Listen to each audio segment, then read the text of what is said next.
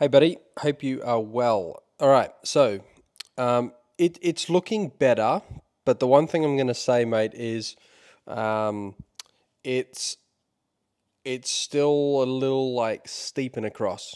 Okay, so you're trying to draw the wedges, okay, and I would say that everything you're doing on the backswing, right, is essentially to a degree correct. You're trying to swing it more inside.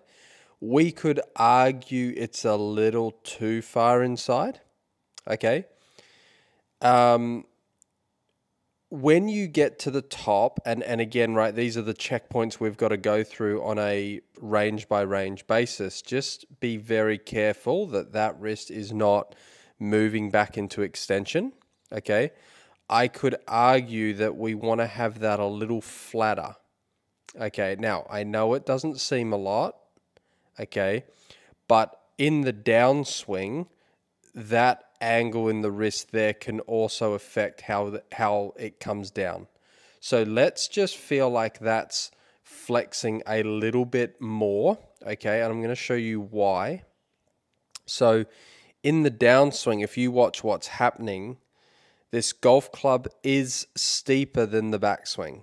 So at that moment in time, that the club's in front of the hands a little bit too much for the draw feel is what I'm saying. I'm not saying it's too much in general. I'm just saying for the draw feel we're after, okay, it's a little bit too much. And then the hands are going to whip in, like kind of move left very early, okay, and it looks like there was another video you sent me where the ball kind of took off and it was kind of like that, okay, just a little bit. It wasn't too bad. But I would much rather us be trying to draw it from the downswing, not necessarily the backswing. Okay, so I kind of like everything you're doing though. I don't mind it being a little inside. Okay, so I don't mind what you're doing here. Keep doing what you're doing. Just keep an eye on it is all I'm saying. And then try and feel like this lead wrist is getting a little bit more flexed at the top. Okay. What the flex at the top would do is it's going to, on the way down, if we can retain that flex, it's going to allow the club to shallow down a little bit more. So we want to see at least when the club is parallel to the ground, let's say at this moment in time, ideally, if we can get the hands to be there and the club to be like, you know, in here a little bit more, okay, a little bit more behind the hands, then we're going to see a club that enters through here and over here, right? Not that way, okay? So the drill I want you to do, okay, I want you to, again, focus on that, a little bit more flex there if you can, and then I want you to place 2 golf balls down on the ground. I want you to place a golf ball, terrible drawing, 2 seconds, here and here, okay?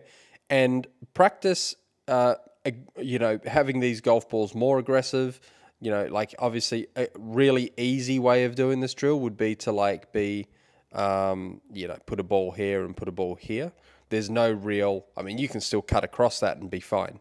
But if you want to make it harder, kind of put a ball like here and here. Now this could be too much this could be way too much of that. Way too much, right? So we've got to find a happy medium of what's appropriate. So make sure that the challenge point for you is good, maybe like here and here, and just visually work on trying to feel like if you can flex that lead wrist just a little bit more and then feel like that club's coming from way more from behind you, okay, you will then be able to get a path that moves a little bit more that way, okay? If you've got any questions on that, mate, let me know. But yeah, we definitely need the face to be, we definitely need the club face to kind of, the club to shallow a little bit more and have that club face a little stronger. And that would give you definitely that. Okay, so I would definitely be looking, mate, at a ball that starts to the right and goes around to the left. And then it would be about minimizing that flight. Okay, because when you think of it, right, wedges, to hook a wedge, it's very difficult. You have to have quite a large degree of in-to-out. Okay, you have to have a large path, and you have to have a pretty large face. Okay, and by large I mean like the differences between the face and the path. Okay, so like maybe a 5 or a 6 path, and then like a 3 or 4 face, right, closed. So at the moment, again, without a launch monitor, I would say this is a fairly neutral path and face. To me, it just looks like everything you're setting up for, you want to kind of hit it over here, which you're setting up for, which is good. You know, feet alignment, shoulder alignment's even slightly closed, which means that the ball line should be facing out to the right. But then if you watch the actual swing itself, you can see it's like a pull action, okay?